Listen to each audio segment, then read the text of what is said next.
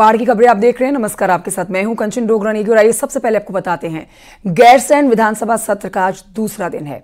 शाम 4 बजे सदन में अनुपूरक बजट पेश किया जाएगा। आज बहुत ही महत्वपूर्ण दिन विधानसभा सत्र का, और बताया यह जा रहा है कि अनुपूरक बजट करीब 5000 करोड़ का होगा, जो आज शाम को पेश किया जाना है सदन के पटल पर।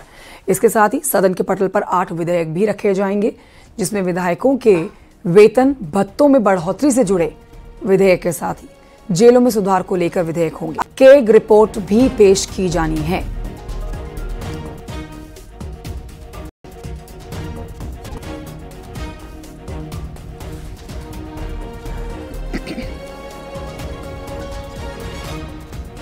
दूसरा दिन है। सीएम धामी ने कहा है कि अनुपूरक बजट आने वाला है।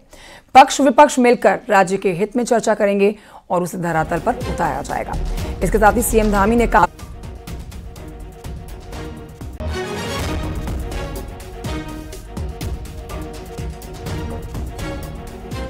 और ये अनुपूरक बजट हमारा जो सामान्य बजट आया था, बजट को धन की, वो धन वहां तक पहुंचे।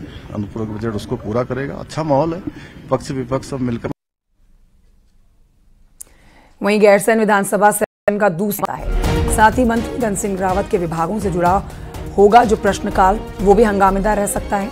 इस दौरान विपक्ष हंगाम सकता है, जो सोर्सेज आंकड़ों के साथ सदन को पुलिस प्रशासन मुख्यालय में घटना होती है और रुतला शुरू हो चुका है कि आए दिन महिलाएं अपने को असुरक्षित, कि इसमें व्यापक चर्चा हो। गैरसैंण से बड़ी खबर आपको बता देते हैं, जिस समय आ रही है। कांग्रेस विधायकों का प्रदर्शन जारी है। विधानसभा गेट पर कांग्रेस के विधायक ईडी सीबीआई के दुरुपयोग का आरोप लगा रहे हैं, प्रदर्शन कर रहे हैं।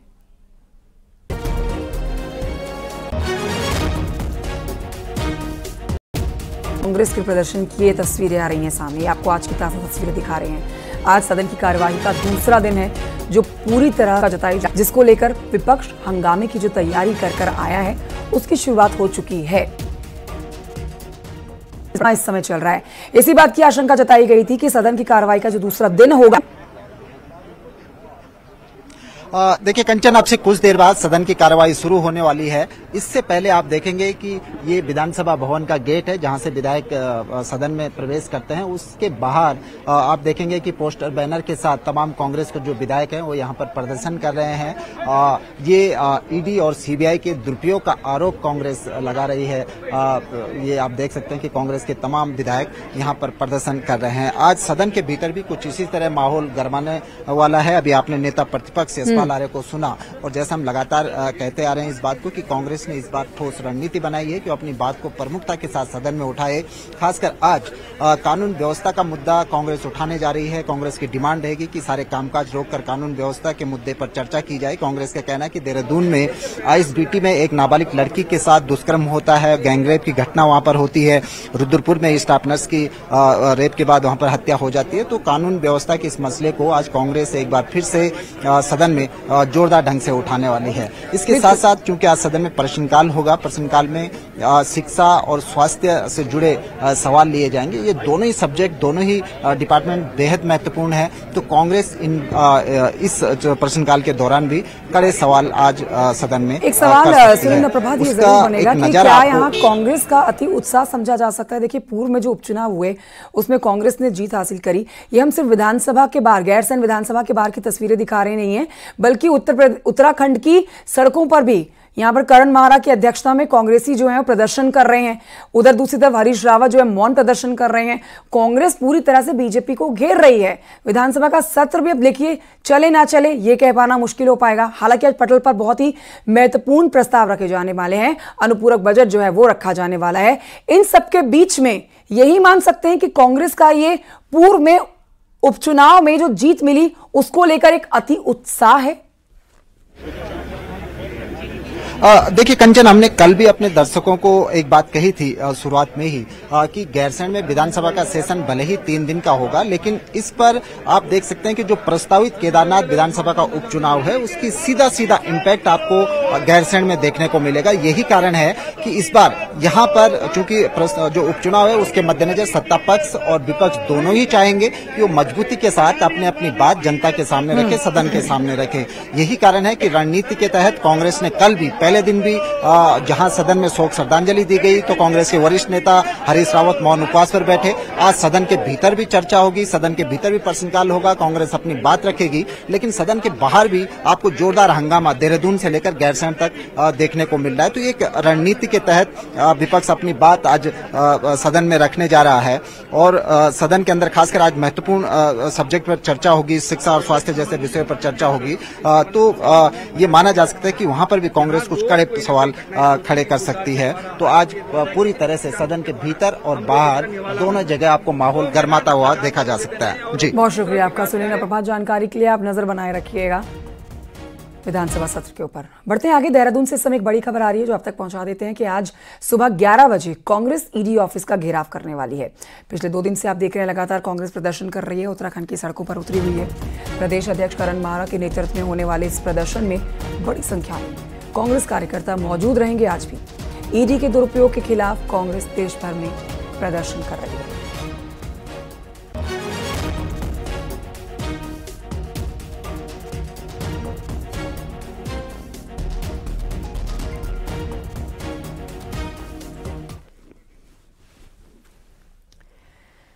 पच्चीस अक्टूबर तक उत्तराखंड में नगर निगम, नगर पालिका के चुनाव हो जाएंगे। देखिए, सरकार ने यह भरोसा हाईकोर्ट को दिया है। बीजेपी अगले 60 दिन के भीतर चुनाव को तैयार है, लेकिन कांग्रेस को सरकार की बातों पर बिल्कुल यकीन नहीं है। रिपोर्ट देखिए।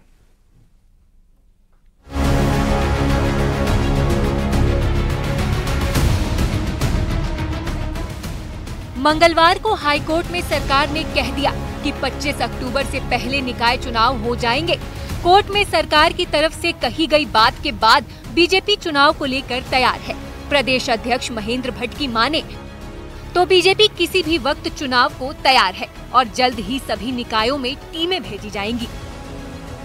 बिल्कुल तैयार है, बहुत जल्दी अपने जो टोली हमको उसमें भेजनी है प्रत्येक नगर निगम में, नगर पालिका, उसकी घोषणा बहुत जल्दी करने वाले। कोर्ट ने कहा है और सरकार भी पहले से ही तैयार है। सरकार जो है चुनाव कराने के लिए हमेशा तैयार है। कुछ टेक्निकल बाधाएं थी, वो सारी बाधाएं दूर कर ली गई हैं और मुझे लगता है कि कोर्ट का भी आदेश हुआ है और सरकार भी चाहती है कि जितनी जल्दी से जल्दी चुनाव हो, तो 25 अक्टूबर से पहले पहले चुनाव हो जाने चाहिए। बीजेपी तैयार है, लेकिन कांग्रेस को सरकार के दावों पर यकीन नहीं है। कांग्रेस के मुताबिक अभी परमिशन से लेकर ओबीसी आरक्षण तय नहीं हुआ है, तो राज्य निर्वाचन आयुक्त का पद भी खाली पड़ा है। ऐसे में सरकार और बीजेपी चाहे लाख दावे कर लें, निकाय चुनाव नहीं होने वाले।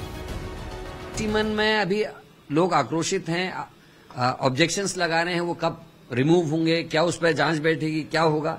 उसके अलावा ओबीसी का आरक्षण की अभी स्थिति स्पष्ट नहीं है, जो हो रही बिना चुनाव होना संभव नहीं है। मुझे लगता है ये एफिडेविट भी गलत होगा, लास्ट में कोई ना कोई बहाना सरकार ढूंढ लेगी। निकायों का कार्यकाल पिछले साल दिसंबर में पूरा हो चुका है और तब से दोनों पार्टियों के नेता सिर्फ तारीख के ऐलान का इंतजार कर रहे हैं और जब तक चुनाव तारीख का ऐलान नहीं हो जाता तब तक कांग्रेस को बीजेपी और सरकार के दावों का यकीन नहीं है।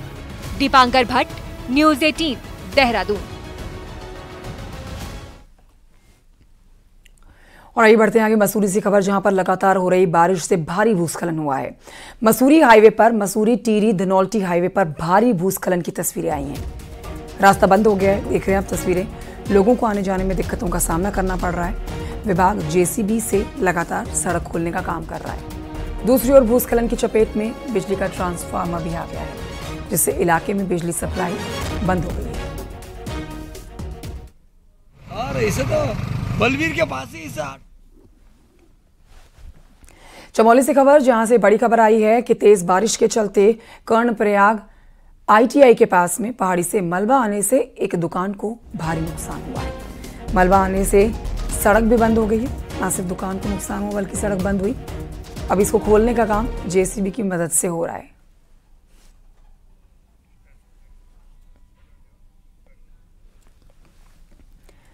तस्वीरें आपको दिखाएंगे अब चमोली की, जहां पर थराली के देवलगुआड़ सुनत थराली गांव की आप तस्वीर देखेंगे। स्कूली बच्चों और स्थानीय लोगों की ये तस्वीरें जो बताती है कि जान जोखिम में डालकर कैसे नदी को पार किया जा रहा है। तस्वीरों में आप देखेंगे स्कूली बच्चे, उनके अभिभावक बच्चों को गोद में लेके रास्ते को पार कर रहे हैं, नदी को पार कर रहे हैं, अपने घर जा रहे हैं, जहां बड़ा हादसा भी हो सकता है। आप इन तस्वीरों को देख के ही अंदाज़ा लगा सकते हैं। लेकिन इसके बावजूद बच्चे उफनती नदी को पार करने को मजबूर हैं ताकि स्कूल जा सकें। बीते साल आई आपदा के कारण प्राणमती नदी पर बना हुआ पुल बह गया।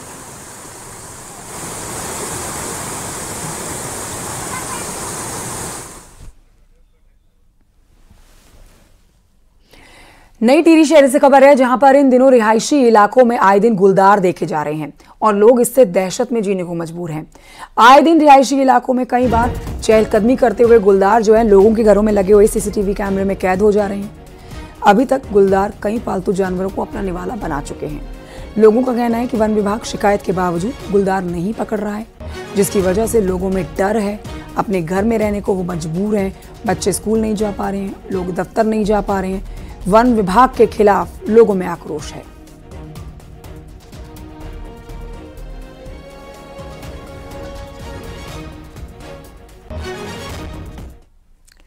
अगर हम कहें कि टिकट पाने के लिए नेता पार्टी का आयोजन कर रहे हैं तो आप यकीन नहीं करेंगे, लेकिन ये हकीकत है।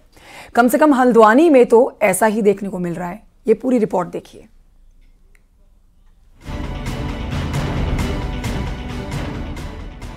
कुमाऊं के सबसे बड़े शहर हल्द्वानी में इन दिनों कुछ बीजेपी नेताओं ने कांग्रेस नेता हरीश रावत की राह पकड़ ली है। कोई आम पार्टी करा रहा है तो कोई भुट्टा पार्टी, तो कोई चुपके चुपके मेयर की कुर्सी पर निगाह गड़ाए हुए है। लेकिन सवाल पूछने पर तरह तरह की पार्टियां दे रहे नेताजी एकदम राजनीति छोड़ सामाजिक बातें करने लगते हैं। नहीं, नेता नहीं, हम समाज में रहने वाले व्यक्ति हैं। समाज में हर समय काम करते रहते हैं और ऐसे काम पहले भी करते आए हैं। वो चुनावी माहौल है, इसलिए हो सकता है कोई जोड़ हो, लेकिन ऐसा कोई उद्देश्य नहीं है। और वो आप भी देख रहे हैं, यहाँ कोई राजनीति का पुट नहीं है, एक पल के लिए भी राजनीति का पुट नहीं है।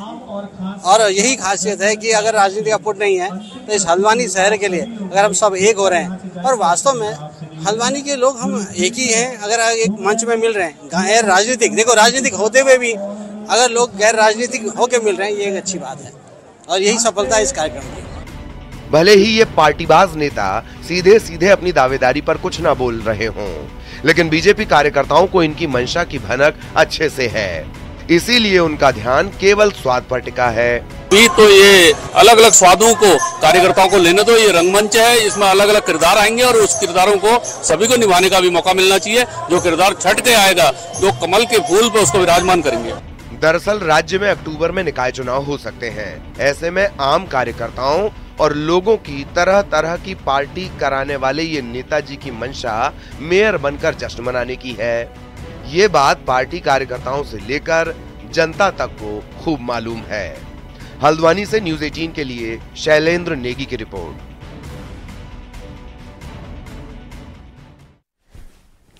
और आइए बढ़ते हैं आगे। उत्तराखंड पुलिस में जल्द ही 2000 पदों पर भर्तियां शुरू होने वाली है, जिसमें कांस्टेबल से लेकर सब इंस्पेक्टर्स की भर्ती होगी, जिसके लिए शासन से भी हरी झंडी मिल चुकी है। भर्ती के लिए जल्द आवेदन भी किए जाएंगे।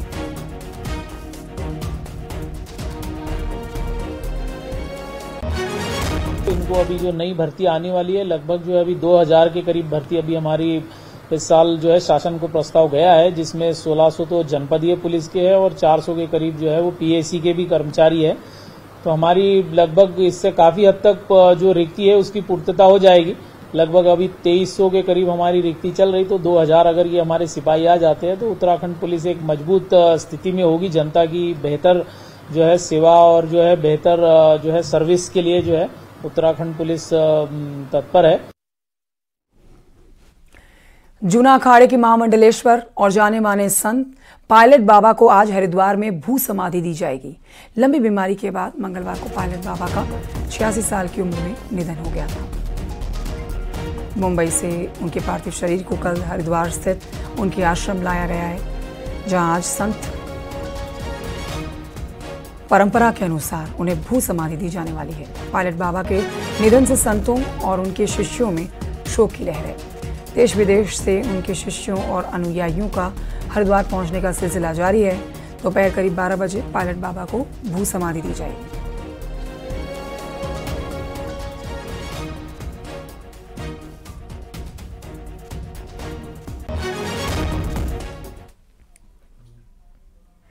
पंद्रह अगस्त के बाद में नैनीताल में पर्यटकों की चहल पहल तो बढ़ गई है, लेकिन इसके बावजूद नैनीताल के टिफिन टॉप पर वीरानी छाई हुई है। भूस्खलन ने पर्यटकों की राह रोकी हुई है, तो असर कारोबारियों पर भी पड़ रहा है। देखिए रिपोर्ट।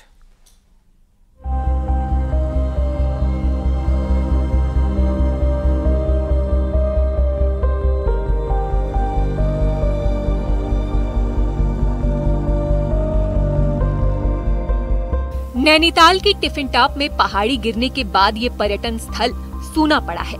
भूस्खलन के बाद यहाँ पर्यटकों की आवाजाही पर रोक लगी है, तो कारोबारियों पर सीधा असर पड़ा है। दुकानदारों से लेकर गाइड और घोड़ा चालक सैलानियों की आवाजाही खत्म होने से निराश है, लेकिन आसपास के स्थानों को खोलने की मांग की है। हम लोग इतना बड़ा संकट में हैं, यहाँ पर हमारा रोजगार पूरा बंद है, जिसमें हम घोड़ों को खिलाते हैं तो 250-300 रुपये रोज पर डे, लेकिन पूरा रोजगार हमारा यहाँ पर बंद हो रहा है और बहुत बड़ा संकट में हम लोग आए हुए हैं। हमारा कहना ये है, हमारी मांग ये है शासन प्रशासन से, वहाँ का पूरा मेंटेनेंस किया जाए बहुत अच्छे से, हमारा रोजगार खोला जाए। टिफिन टॉप में सैलानी यहाँ के दिलकश नज़ारे देखने आते हैं, जहाँ वो घुड़सवारी का भी आनंद लेते हैं, तो सनसेट और सनराइज के साथ हिमालय के दीदार भी यहाँ से होते हैं। वहीं लंबी दूरी तक यहाँ से प्राकृतिक सौंदर्य भी लोगों को यहाँ खींच लाता है। मांग ये है कि इसको रिपेयर करके सही किया जाए। तो नैनीताल का मेन जान है पॉइंट, इसको फिर जिंदा किया जाए। अब तो आर्टिफिशियल तरीके से जिंदा हो सकता है, वो नेचुरलिटी वाली बात तो रही नहीं। लेकिन यहाँ तक टूरिस्ट आना चाहिए, बिल्कुल आना चाहिए, वरना ये अंधेरे में मर जाएगा पॉइंट। टिफिन टॉप की डोरोथी सीट के टूटने के बाद आवाजाही बंद है, तो इसका सीधा असर कारोबार पर भी पड़ा है। हालांकि अगर आसपास भूस्खलन वाली पहाड़ी को छोड़कर अनुमति मिले तो कारोबारियों को राहत मिल सकती है।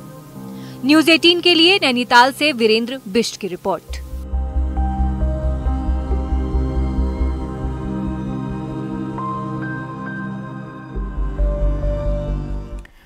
बढ़ते आगे, देहरादून से बड़ी खबर आ रही है, जहां टेरी लेक में क्रूज बोट का मामला सामने आया है। क्रूज बोट चलाने को लेकर मांगे आवेदन। पर्यटन मंत्री सतपाल महाराज के बेटे भी दौड़ में शामिल। 6 फाइनलिस्टों में से दूसरे नंबर पर बेटे का नाम। सुरेश रावत हैं मंत्री, सतपाल महाराज के बेटे हैं। ऑपोजिशन का बड़ा हमला।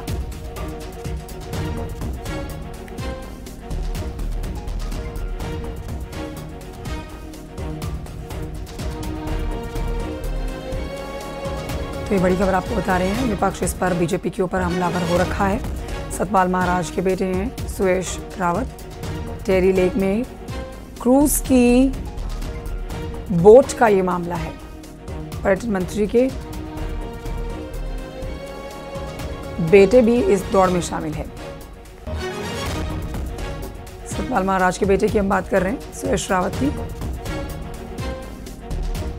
अब इस पूरे मामले पर देखिए, विपक्ष सतपाल महाराज को घेर रहा है, न सिर्फ सतपाल महाराज बल्कि बीजेपी को।